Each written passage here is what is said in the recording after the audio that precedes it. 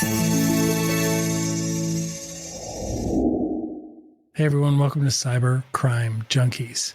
So how did a group of rogue hackers bring a global corporation like Sony to their knees? What really happened behind the scenes of the infamous Sony attack? Today we sit down with Cody Kretsinger, a former lead member of LulzSec, a hacker collective that made the world take cyber threats seriously.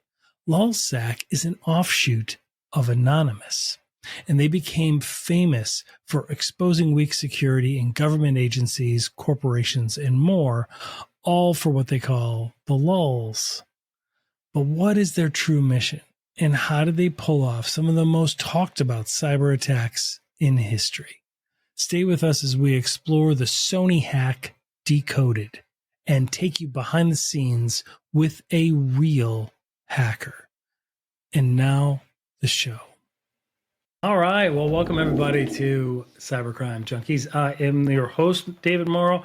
Yeah, really excited. So we're joined today by Cody Kretsinger, speaker, leader, author, hacker, former LulzSec member, and cybersecurity champion. Cody, welcome to the studio, man. Thank you so much for having me. Yeah, well, we're glad to hear. Our very first live stream was about the Sony breach. Right now, It wasn't the one from 2011. It was the 2014 breach. And we were just talking about all the open questions. Like, was it North Korea? Was it this? If it was North Korea, why did this happen? How did they know this? And there were more questions than answers. And so that kind of sparked the whole interest. And so we're really funny. Real fast on the system. Oh, yeah. Let's hear it. Sony's been compromised several times, right? It's just not Sony Pictures, which is the one that I was involved in. Right. So you had the one around the movie, the one that you were talking about. You also had Sony Online Entertainment that got breached as well. That's hilarious. So before we even get there, let's walk back to kind of where'd you grow up? Did you grow up in the Midwest or did you grow up out in Arizona? Yeah, so I grew up in the Midwest and got involved with IT, and a good buddy of mine showed me this pamphlet for a college out in Arizona, specifically Phoenix, and they had a really awesome curriculum. Network security was the main component of it, but they also had computer forensics as well as network engineering, and it sucked me in, and it was a really fascinating time out there.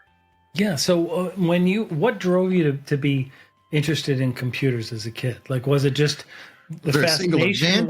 So there was this game called Uplink, and it is a hacking simulator game. Actually, before then, a good buddy of mine, his father was really into computers, computer gaming, specifically Command and Conquer series. So that kind of that was my foray into computers, and then gaming. And then once Uplink came out, I played it and realized that there was a component of computers that was security based. And that launched me into kind of some underground hacking scenes to kind of figure out where I enjoyed doing certain things, and then ultimately got me professionally interested in doing security. Did you come from a background in it? Like, were your parents in technology or anything like that? I couldn't meet two more distant people from technology. I will say my mom was a clerical typist that worked her way up to a really good position at a local government. My dad worked in law enforcement, so he's the king of spreadsheets, which is kind of a funny goof around the house. But it's they both computers aren't their thing. In fact, the only reason we had a computer in our house originally, it was because the city ran some sort of deal that city employees could get a certain computer so they could familiarize themselves with it. So what was it about network security and things like that got you into wanting? Is it the challenge of it? Or even, how can I break this? Right. Yeah. So like the hacker mentality. Right. Yeah. I mean, that's the mentality really that hackers have. And let me tell you a story. I was at a conference a few weeks ago, And it was after a really long day, and I just plopped my butt down into a chair away from everybody else, kind of party going on in the background. And eventually 4 or 5 younger gentlemen come up, and they're all talking. It's their first conference. And eventually they asked me some questions. Well, who are you? They didn't know, which is great, right? Because that's how I prefer most conversations to go. Right. What do you do and all that stuff. And they asked me more or less the same question that you did, David. And here's what I asked back to them. I asked them, is there a certain component to IT or security or something where you get the warm and fuzzies, your heart flutters a little bit? And a couple of them said yes. And I said, well, what component of your job makes that happen? What makes the hair on the back of your neck stand up? What makes the goosebumps, right? And one guy said, well, it's blue teaming. It's the thrill of the hunt, right? I want to find the bad guy. That's what really gets me going. And another guy said, well, it's red teaming. It's when I can break into a system and manipulate it to do a thing that it's not supposed to do. And I'm scared to death that somebody is going to find me and, in that short period of time, and I'm going to get caught. And that statement from the red teaming side of thing, that it is the thrill of finding something. The chase. Yeah, it's almost the thrill of the chase, the thrill of being chased, right? Yes. Like you want to accomplish a task. You want to capture the flag before getting caught. Yeah, there's a component of that, but there's also a component of I'm able to manipulate a system in such a way to get it to do a thing that it's not supposed to do. And I might be the first person to have ever done this. Right. Yeah. And in the community, there's street cred, right? There's accolades. There's hey, I was able to do. I was the first. He's shaking his head like, oh yeah. Yeah, I know. We're gonna get into that in just a second. Right? I mean, it's kind of what it is. It's like trophies, right? It's like, hey, I accomplished this. Let me throw it up on my bookshelf there. Yeah. There's a component of that, I think, more so in the past than currently. In the past it was, look what I did on the down low, right? Like you maybe talk about it within certain social groups, maybe IRC, or maybe a local 2600 chapter or something along those lines. Everybody just kind of like knew. Now so much you talk about a hack that you've done, you might wind up going to prison. There's consequences, right? There is now. Yeah, for sure. Yeah. So let's talk about that. Let's talk. Sure. You're away at college. You go out to Arizona, great place to go to college. Mm-hmm. You're out there, and from what I've read, right, and my understanding, people I've talked to, like, you were really good at school. You were like, you wanted to go into work for the Department of Defense one day. Like you had some great aspirations, everything else. Something happened along the way. So walk us through that. I progressed very quickly, not only because of the academic information that was being taught, but also because of this group. So I moved very quickly, and you're right. In fact, I interviewed for the NSA. I was going to be part of the NSA Red Team. I had gone through the polygraph. I had gone through the psychological evaluation. I'd gone through the background check. I'd done all of those things. What year were you in college? I would have been a junior. The NSA recruits out of that school specifically because the type of talent that is there. Really? Or they did at that point. I'm not super sure now, but there were myself and several other students that had all applied to the NSA, and several of us had either job offers or we saw people graduate and immediately they were part of the NSA. There was a lot of really good talent. Explain to the listeners, I apologize, but explain to the listeners, what is the NSA? Like, I know it's very obvious to us, but, for those that might be working out or driving in their car, have this on at work that aren't in cybersecurity, what? what is the NSA and why is that so significant? Because it is very significant. Right. It is. So the NSA is an intelligence community, much like the CIA is an intelligence community. You can consider CIA to be people-driven, and the NSA is technology-driven. So they have things called signals intelligence, which is what the NSA mainly handles, and those are things like intercepts. So understanding encrypted communication, breaking encrypted communication. In fact, the NSA employs the largest number of mathematicians anywhere, and that's strictly to break code. The flip side of that is the NSA also does technology-driven things, meaning they specialize in both red teaming operations, which is offensive, if you want to think of it from like a football oriented kind of conversation. Offensive, so we're breaking into adversaries, think other nation states or terrorist organizations or any of those things, and gaining access to grab information. We're also subsequently helping defend our country and our allies against cyber threats. So they have both of those components as well. And there's a number of other things that I'm sure that they do that I have no idea. But that is the long and short of it. Yeah. That's just the advertised portion, right? That's just the public-facing piece. Exactly. So you were going along, had a very exciting kind of undergrad career with eyes on doing some pretty cool things, but you got involved with a group called LulzSec. It's LulzSec. Explain to the listeners, what was LulzSec? So LulzSec started. My goodness, where do you start with this one? So LulzSec started. Right? There is. I'll try to hit the bullet points real fast. Yeah. So there's a group of people online called Anonymous, which is essentially a number of individuals from a particular website.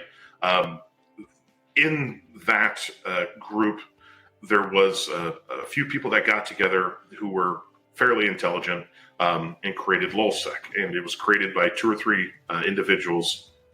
One of which was Sabu or Hector. And he was kind of the ringleader, if you will, of LulzSec. So they hacked into a few different. They have some very well-known breaches. they do, yes. Hacks. Yeah. So they hacked into a few things, and Hector and I, in fact, went back a lot of years, back to my youth. And one day I got a message on AOL Instant Messenger, and it said, "Hey, you should come check out what we're doing over in LulzSec." And they had already made the news at this point, and I was genuinely curious what was going on inside. It was an IRC server, so I was genuinely curious what was going on in the IRC server. Absolutely. And so that was a good explanation, by the way. And so you get involved there, and at some point you're getting involved with some of the activities that LulzSec is doing. Mm-hmm. Is that fair? Yeah. So. Yeah, there were several hacks that were going on prior to my arrival. There were several hacks that happened while I was there. There was only one specific hack that I was involved in, and that's the Sony Pictures hack. Okay, and the Sony Pictures hack, and for the listeners, it is not the PlayStation. There's a very big distinction. Yeah. Sony has sustained several different breaches that have made it to the media. There's the one in 2014, which we talked about in our very first episode. There's the PlayStation one, which happened earlier, I believe, right? Mm-hmm. And then there is a compromise that happened between late May of 2011 and June of 2011, which is the computer systems of SPE, Sony Pictures Entertainment, which were compromised. Correct. And they attribute that to a compromise from LulzSec. And now, does LulzSec mean anything? The name? Is it like LOL security, like laughing at security, or what does it mean? That's exactly it. It was mainly the purpose of LulzSec. Yeah. You don't have to read into it too far. Surface levels is exactly what it was, and the entire idea behind LulzSec was first you had a bunch of nerds like myself that had a chip on their shoulder and wanted to prove something, and then you guys were kids. I mean, you guys were kids. When you think about ranged, it, 20s for sure, and That's all it was. Is we found laughable security, and which is out there.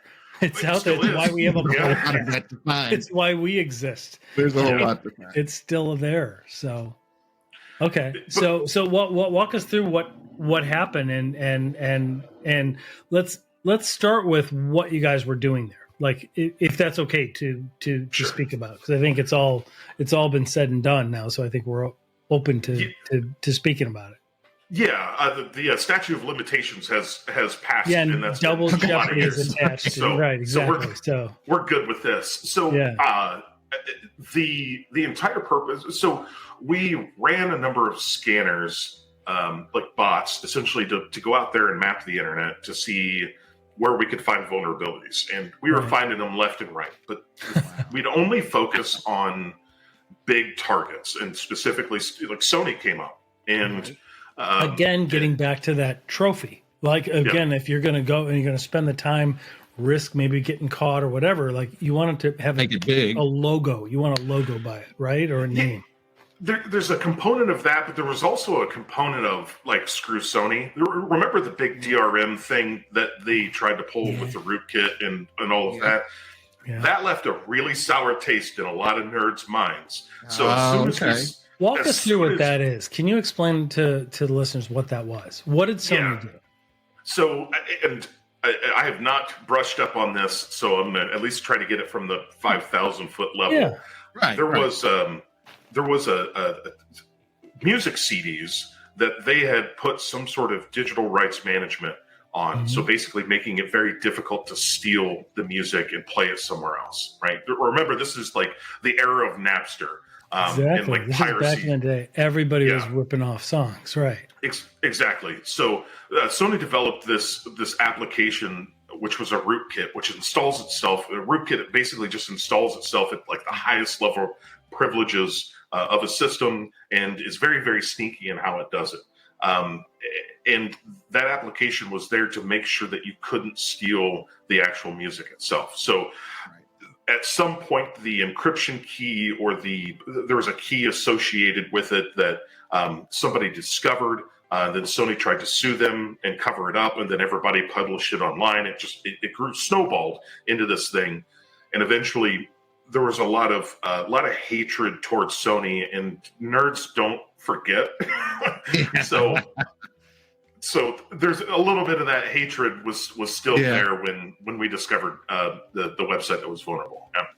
Yeah. So you find the vulnerability at Sony when you're out there scanning. Out of all the other ones that you found, what was kind of the next step, the next process? How did that evolve into where we got? Yeah, it's super simple. It's, hey guys, we've got a SQL injection, which I'll explain in a moment what that is. But we've got a SQL injection on the Ghostbusters website. Everybody started attacking it, and that was essentially the order. Wow. Yeah. So it was their website. It was actually their website that was so vulnerable. I mean, it wasn't like getting into like any bypassing of any firewall. It was nothing like that. It was just their public-facing website. It was. If you want to talk at low-hanging fruit, this couldn't be lower. And the website that was insecure was the Ghostbusters website. In fact, it was. So they were running some sort of sweepstakes where I think there was some sort of anniversary or something along those lines, and it asked people to put in their first, last names, email address, physical address, phone number, stuff like that, and it had a lot of records in it, and it also coincidentally was vulnerable to a style of attack called SQL injection, which is essentially, when you go on to a website and you submit information, meaning their first, last name, phone number, that kind of stuff. Typically, what normal people would do is actually put legitimate data in those fields where it asks for that data. Us being hackers, we're testing to see whether or not certain characters cause that form submission, when you hit submit, to do something unexpected. And in fact, there's a kind of a standard way to approach this. There are certain characters on the keyboard to get things not to work correctly. And we found that out. And what happens is, instead of that data being submitted to a backend database, that information from the database is now being presented to us. Yeah, it kind of regurgitates itself.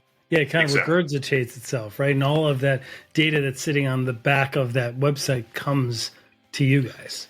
So it's not only that website, but any other website that uses that set of databases. So, Wow. so you can imagine that, one database that has the Ghostbusters sweepstakes information, that's a lot of records, but there's probably going to be some other promotional databases on this same server. And when we were done, it was, I'm pretty sure it was between 1 or 2 million unique records that were stolen out of this group of servers. Yeah. Holy cow. So you guys are doing that, and what are you guys doing with the data? So you guys get this data, it's housed somewhere in the LulzSec kingdom, wherever you guys get. Yeah, we had that. a SharePoint. I'm kidding. Yeah. No, so We just had a public facing SharePoint site in case anybody was interested. yeah, in case you want to download anything. So Right. It totally makes sense. Funnily enough, it's a real quick aside. In the position that I'm in, we share malware back and forth via Teams and SharePoint and whatnot. And you'd be surprised how often Microsoft looks the other way on like completely malicious stuff, which is hilarious. So, Oh my god! yeah, that helps in red team engagements. I can tell you that right Yes. now. Yeah. But essentially, it was somebody mapped the database to begin with, at least at the high level, and basically said, you go for this, you go for that, here's your section of data you're quote unquote responsible for. And so I had my section of stuff, and the tool that we used, anybody can use, something called SQL map or SQL map. It's point and click almost. And in fact, there were other instances of somebody using Havage, which is a Windows-based application to do this. But the point I want to make here is that we ran those applications for days, which means we were hammering away at this website. I think personally, it was a week or more for my side of things. So nobody noticed for weeks. So we'd grab all the data, and then we would send that data to the guys that were more or less running LulzSec, even though there really wasn't a leader. They compiled all the information, and then tweeted at Sony basically saying like, "Hey, we're in your systems and you can't find us." And then social media. Every brand loves to get a tweet referencing them that, hey, we're inside your network. And you don't know it. And you don't know it. Come find us. Now, remember, LulzSec had made national news like 4 or 5 times prior to this particular hack occurring. Yeah. Imagine a threat group right now, the folks behind Quackbot, for example. Yeah, or like Lockbit 3.0 Yes. tweeting something out too. Right. Yeah. Saying, Sony, we're in your systems and you haven't found us yet. It was more or less the same in terms of how it was received on their side. It's chilling. It's chilling, right? It is. Yeah. But once we had all the information, we compiled it and then dropped a tweet real fast, and then there was a torrent. So anybody could download all of this information. Yeah. And then, and you're still in college, and you're going to school, skipping your way over to class, looking for that interview with the NSA. And so on, what was it? It was in September of 2011 that the feds came knocking, or what? How did that go down? So there's a couple of components to that. And what a lot of people don't know is that I was working in IT as the network security administrator for the school. So I knew all of the stuff that was going on to a certain degree. And one day, myself and several other workers come into IT, and everybody's access is turned off except for 2 individuals. And in the back of my head, there's nobody else on campus except for maybe 1 or 2 people that understand what I'm involved in, right? So in the back of my head, I go, well, it's probably pretty likely that the feds are coming.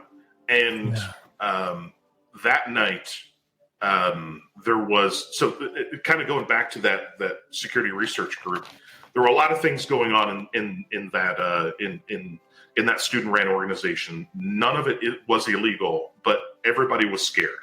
and we had a word. It was a word that if you ever got a particular word via text message, and that was it, that meant either we're getting raided, or we think we're getting raided, or there's a situation in which you might want to destroy evidence. Is really what it boils down to. Mm-hmm. And a few of us got together that evening, and that word went out to the entire group. And yep, and I've never seen the removal of so much hardware from a single dorm room than I did that particular night. There's a significant amount of information that was destroyed. So when you had the sense that the feds were coming before they actually came and you met them, what was going through your mind? How did that make you feel? I mean, it gets into the core of the hacker mindset that you want to go and capture that flag without getting caught, right? And you have that sense that it's being exposed, right? So does that get you down to your core? What happened? What was that feeling like? So I was a very, very arrogant young man. And while I figured the feds were coming and going to be knocking on my door, I thought I was smarter than them. It's what it comes down to. Okay. Yeah. Oh, yeah. Yeah. Learned my lesson on that one. Right. You got that straightened out real quick. Very quick. Kind of happened. But I did take steps, right? I debanned all of the drives that were associated with any of the things, and destroyed quite a bit of information. And what's jumping ahead, when they actually do the raid and they're interviewing me, instead of actually saying I want a lawyer, I'm telling them that I'm smarter than them and that I destroyed evidence and a number of always get you pretty far with the FBI, right? Yeah, they love that. I told you I was young and arrogant. Yes, they love sitting across the desk from a 20-something being told how stupid they are and how bright you are. They love that. They have the final last word, though. Yeah, they do. So I got to ask Cody. So, and I heard you refer to it as a raid. Is it like we see on TV? Did they come in with the blue jacket with the yellow lettering, and they all had guns? And what happened? Or did they just walk in some suits and say, "Cody, come with us"? Stay with us. We'll be right back. Most business leaders have a fatal flaw which results in their growth being interrupted or stopped terminally. They ignore the mountain they're about to crash into, distracted by the focus on revenue growth. Until it's too late. Don't become another fatal business statistic. Keep your cybersecurity modern so you can grow without interruption. Stay competitive. Get NetGain. Stay focused on your growth and funding. While NetGain keeps your technology always available with expert-level cybersecurity services to stop breaches in their tracks, all at a fraction of the cost of managing it yourself. Don't wait for a technology disaster to interrupt and cripple your growth. Speak with a specialist today. Contact NetGain Technologies today at 844-777-6278 or reach out online at netgainit.com. That's 844-777-6278 and netgainit.com. Grow your business uninterrupted. Contact NetGain today. So I much would have preferred the latter, but it wasn't quite as bad as the former. And in fact, when I give my presentation, especially to kids, about my backstory, there's a GIF of these guys breaking into a house, and they're dropping through the ceiling, through skylights, and kicking in doors and going repelling through like ninjas. Yeah, repelling like ninjas, right? And I always tell people, well, that's how I got raided, and of course that's a complete lie and fabrication. Right. What they did do was show up at my dorm room, and my poor roommate. I feel so bad for him. Whoa. Yeah, what they did do is, hey mom, I'm gonna go. Hey mom, I've got this really cool roommate. He's got all this he's really smart. All this hardware. There won't be a lot of drama. He'll just be nerding out all weekend. Don't you worry about me. And then the feds are at the door. So they show up at the door. Hey mom, my roommate's in a little trouble. All right, sorry. So the feds are at the door. So it's 5:00 in the morning, and these guys show up, and there's a knock at the. Actually, I hear the key card coming. So there was two components to the lock. There's a physical deadbolt, and then there's the key card, like you would at old school hotels, right? And I keep hearing it getting denied because the deadbolt's engaged. I never deadbolt the dorm room door, but that night prior, for some reason, I did. And I hear it occur. That gets me kind of out of my sleep. And then there's a knock, unlike a knock I've ever heard in my entire life. It is the most authoritative knock. It is the most authoritative knock you'll ever hear in your entire life. And I hate that happens. Yeah. By the way, no one's waking up any other student at 5 o'clock in the morning in this dorm room, right? So like, I'm already a couple steps ahead of what I think is occurring, but like, it's not like I'm gonna bust out the window and try to run away. So I open the door, and there's the FBI agent that I grew to know, and I put my foot behind the door, and it's only open just a few inches, and he asks, and I can't remember which name he used, but it's hilarious. And he goes, "Is such and such here?" And used a woman's name or girl's name. And the thing is that this particular college was like 98% male. The likelihood of a woman being in any of these dorm rooms was so small. And it caught me off guard. And I said, "No." And he goes, that's when he pushed his way through the door. It's, a FBI and Secret Service. We're here to execute a search warrant. You need to sit down, like all of these things. And about 20 guys then enter this very, very small dorm room. I was going to say the dorm room is like an 8x12 space. Yeah. Like 20 guys can. But to answer your question, they were plain clothes, right? They were wearing, they weren't even in suits. They were in just street clothes. All right. Okay. And so then from what I understand and people that we've spoken with, like you were super cooperative. You were, despite your version of being young and arrogant and stuff, you didn't put up much fuss. You kind of were like, look, this is what we did. Like you were, it was a hack that we achieved. Yeah, at a certain point, like they've got you dead to rights. And one of the things that, throughout your process, anybody that goes through the federal process has been charged by a federal grand jury, and they have been indicted, right? You have to go through the indictment where they issue a true bill, and they've actually said there is probable cause to proceed. Yeah. So like, there's already a level of like detail there that most search warrants don't have, and then once you're through that original kind of the original, indictment, if you will, or even just a search warrant, you start to realize like, well, they have all of their ducks in a row. There's not really much that I can do or say. And if the feds have something like a 97.5% conviction rate. So yeah, it's much different than state charges, right? Local district attorneys, the county prosecutors, they shoot from the hip. They don't have the resources and everything else.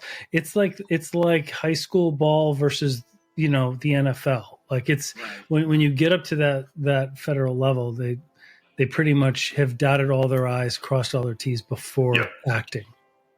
Yeah, so I mean, then becomes the component of going back and forth with the feds. There are other former LulzSec members that were just complete. They were not friendly towards the feds. They also subsequently had 10-year sentences, as opposed to where mine was a year and a day. So I would say that I did a little bit better off than the guys that didn't cooperate to some degree. Yeah. So did they pick a bunch of you up all at, on the same night? It's been 5 a.m, or was it just sporadic? How did that work? I was the first to go of the group. Oh, wow. So that opened the floodgates, and from there, I think everybody else realized probably best to shut up shop and move on. Now, mind you, why do you think you were first? I'm just curious. Like, I wonder, you know what I mean? You weren't like the main one that was driving a lot of it. I mean, I wonder why you were first. Luck of the draw. Oh, okay. I don't know. I don't know if it was easier to find me than others. There's been speculation where you were. Yeah. Well, the thing is there's been some speculation as to the validity of the VPN service that myself and others used. in order to kind of hide our identity and whether or not that. Yeah, I was read about that as a legitimate proxy service. server. You were using a proxy service, and it should have shielded your identity, your IP at least, and things. And maybe that got compromised somehow, or, That's what I was going to it ask. had How exposed did you. they find out it was you guys? So my understanding is there was enough pressure. It was a VPN service out of England, and that there was enough pressure from the government over there that they were essentially mandated to give over information that they shouldn't have been collecting anyway. Right. Before. Okay. In fact, in their terms of service to begin with, it said under no circumstances will we ever give this to law enforcement. Well, they did. I can tell you that. They asked I've got twice. Yeah, So I've got one a of the disc where it's lessons- got all so that one of- information.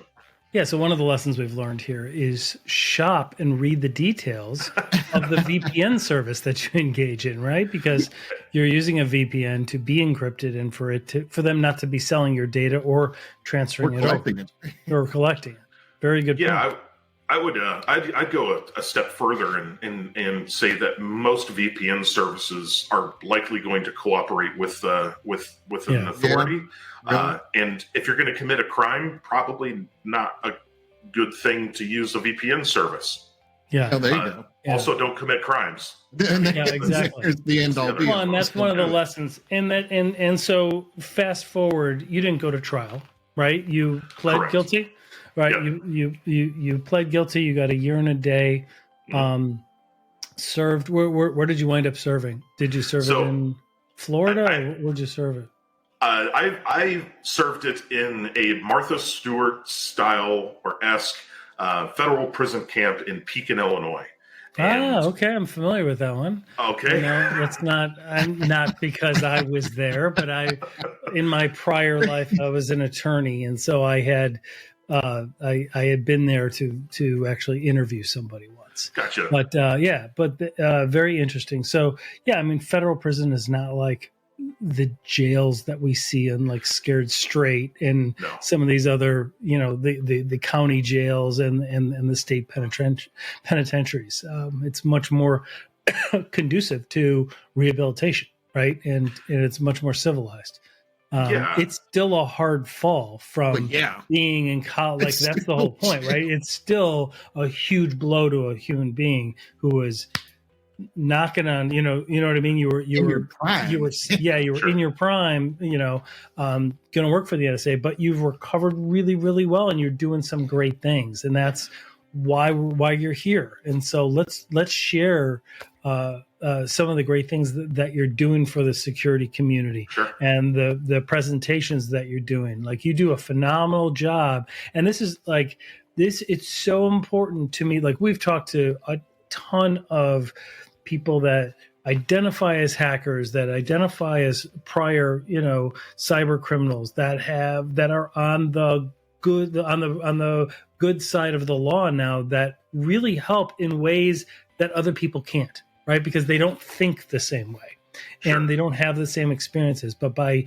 knowing that, it's part of the reason why some people, they'll go undercover and they'll study, Lockbit 3.0, and they'll study, like they'll get to know those personalities, because if we don't understand, at the end of the day, it's all people. And so if we don't understand the people behind it and the reasons and the behavior and the personalities, how can we adequately defend against it?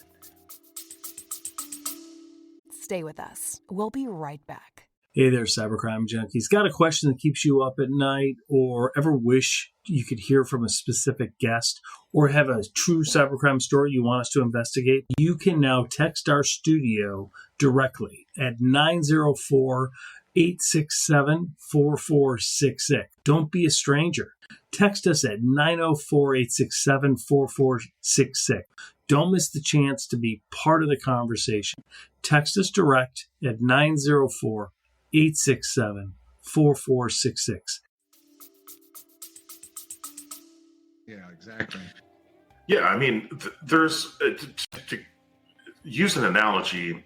Oftentimes, you'll find former bank robbers becoming bank consultants or bank security consultants. Yeah, exactly. Great example.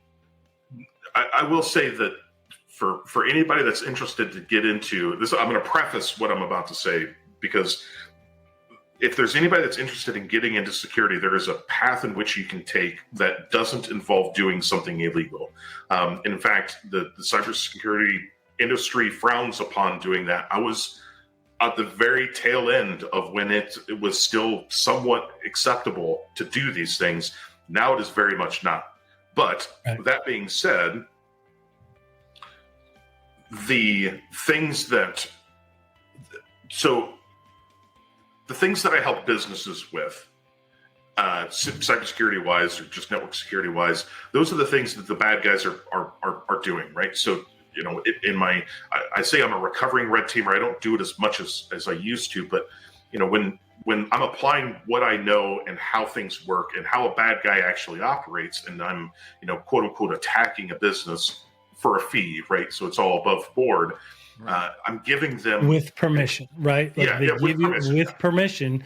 They want you to. That's what red team engagements are, right? Exactly. I mean, exactly. They want to be hacked because the agreement is you're not going to do any harm. It's almost like a capture the flag. Like it's not, but it's somewhat like here's a piece of intellectual property. We're going to hide it. You come in undetected and get access to it, and we'll pay you a fee so that way we could learn where are our vulnerabilities, because from what we see, we're secure. We know we're not. Right. So where are we? What are our blind spots?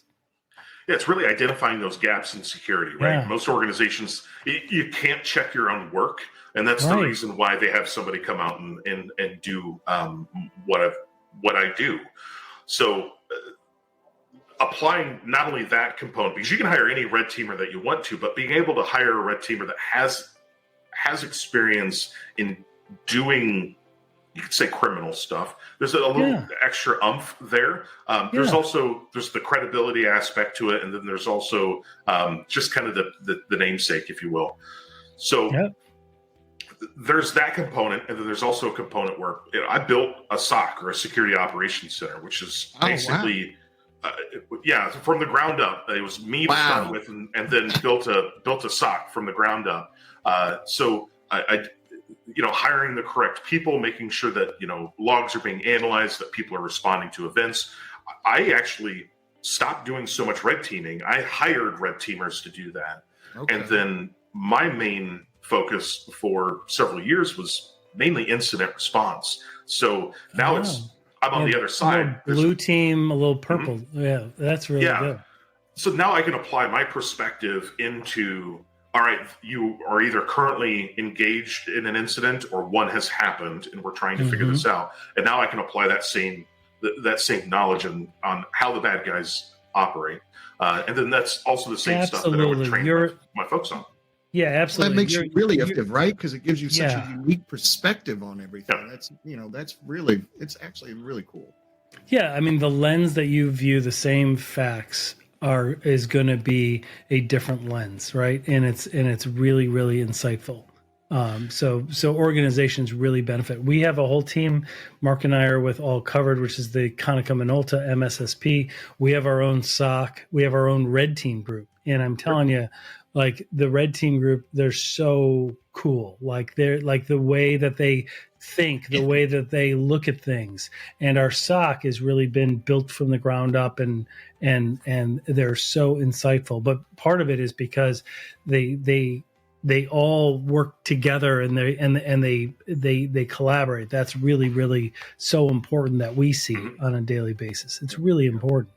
And businesses benefit by insight like yours. I mean, that's just there's such a clear benefit. Yeah. So, no, go ahead. No, I was going to elaborate a little bit more on you're completely right, and running a SOC gives you a really interesting perspective in of itself, because you're monitoring a lot of different businesses. I mean, we had financial institutions, healthcare, manufacturing, emergency services, municipalities, stuff like that. So when you see a particular attack starting to occur over here, you can then help out other folks in other places. So it's a very interesting perspective to be able to kind of help businesses without them even realizing it. Absolutely. Yeah, exactly. So, exactly. As we're looking to wrap up here, what are some of the what are, I don't know exactly how to ask it, but what are some of the main things that you're seeing that organizations need to change when it comes to creating a security culture, when it comes to having the right defenses up? I mean, small businesses struggle, it seems, a lot more than large enterprise organizations that can create their own SOC. What can small to mid-sized businesses do? What are some of the top priorities you're seeing? Yeah, there's a lot. The security mindset, or I really like the phrase culture of security. So there needs to be a focus on that. And here's the thing, it ain't going away. It, in fact, is going to get much more stringent, and there are going to be things that come up between now and probably next year. You look at things like the FTC safeguards and who those impact. Mom and pop accounting shops versus big automotive dealerships. They're all on the hook now for developing a security program. And oftentimes those folks, especially if you look for like automotive dealerships, it's usually just the guy who's somewhat good with technology is the guy that's running the security. He's the IT guy, right? Yeah, and you can't blame him for it because in the past this has worked. Well, now there's federal charges that can be levied against those individuals who don't take the correct steps in order to actually protect themselves. So that's one component. So we're seeing regulation. The other component is that folks don't. They think, and using this phrase again, they think that they can check their own work. And that is really where having somebody come in, do an assessment, figure all that stuff out, that's going to be it's not only incredibly important, but it needs to happen on a regular basis to identify where those gaps in security is. We can sit here and we can talk about whether or not MFA is enabled, whether or not somebody uses a password manager, whether or not there's long passwords versus short password. We can talk about technologies and controls and all of those things, but really what it boils down to is understand the regulations, make sure that you're checking on those things, that somebody's got eyes on the glass because it's going to continue to grow. This is something like a 500% growth in cybersecurity in the last year or two. I don't expect that to slow down at any time. And for folks that are not putting focus on security now, it's going to bite you in the butt at some point in time. And not to spread FUD, but it's one of those things where it'll come back around and get you at some point. Yeah, it's not going to go away. And you're not spreading FUD. You're not spreading fear, uncertainty, and doubt. Like it's because that is what is there. Right? It's inherently in that topic. And it goes to the core. And it goes to the core of an organization's brand, right? That brand is there because customers trust them, and people lose trust when people lose their stuff, right? When all of a sudden, you want to buy a vehicle, and all of a sudden your kids, false tax returns are filed on behalf of your kids because you tried to buy a vehicle. Well, guess what? We can buy a vehicle anywhere. We're not going to do it from you next. Now we're not going to do it. Right? Yeah. You. I mean, it goes to the, it really goes to the core. Yeah. And I agree with you about the culture, right? It needs to be something that is ingrained in that culture. Like it's got to be something that from the top down, it's got to come from leadership. Like it's got to be part of everything. When you think about, cultures that don't tolerate harassment, right? Mm-hmm. Yes, there's harassment training maybe once a year, but there's a culture there that doesn't tolerate it, right? Yep. And so what's happened with security is there may be an initial onboarding cybersecurity training, or you might get an email on Tech Tuesdays about how to spot a fish, but it's not really part of the culture, right? They're like, we don't care. Go ahead. If you're working from home, save your documents wherever, nobody ever asks. So like that. No, like it needs to be part of the culture. It needs to be ingrained because you all have to care about yourselves, your family, and the organization's brand that you serve. Yeah, and to add on to that, there's no organization too small. That is great point. Yeah, great point. It's the only reason you don't hear about the mom and pop places getting smoked is because they either haven't. Sorry, the mom and pop places being compromised or having an incident is either because it's low enough in the news that nobody cares, or they haven't detected it yet. Yeah, Right. That's all it is. That's a great point. That's really good. Well, everybody, please check out Cody Kretsinger. We'll have your links to your services, links to your LinkedIn. Connect with them. The information that you have out there is really helpful to organizations. Yeah. And dude, it was fantastic. Yeah, appreciate you coming on, Cody. That was fun. It was really love doing insightful. this stuff. Yeah, it was really insightful. So thank you so much. We'll have links in the show notes for everybody to connect with Cody, and just a really unique, fresh insight. And we really appreciate what you do. So, yeah. So, all right, man. Well, thank you so much. Thank you, David. Thank you, Mark. All right. You guys have a wonderful rest of your day. Talk to you. Okay. Thanks, Take care, Mike. Well, that wraps this up. Thank you for joining us. We hope you enjoyed our episode. The next one is coming right up. We appreciate you making this an award-winning podcast and downloading on Apple and Spotify and subscribing to our YouTube channel. This is Cyber Crime Junkies, and we thank you for watching.